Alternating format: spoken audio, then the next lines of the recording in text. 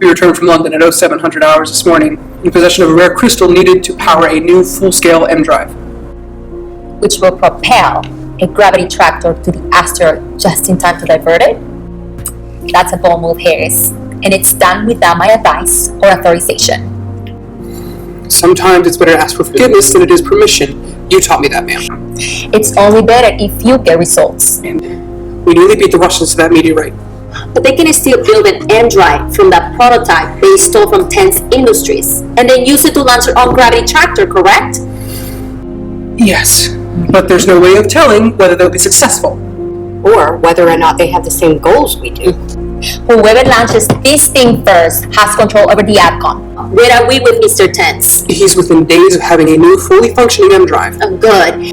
Good. This is a race we need to win. Angela, let Portos know we are moving forward with the launch as soon as Tense is ready.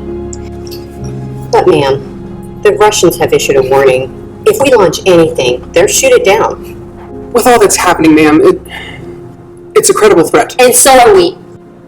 Let's just hope no one makes a move they regret.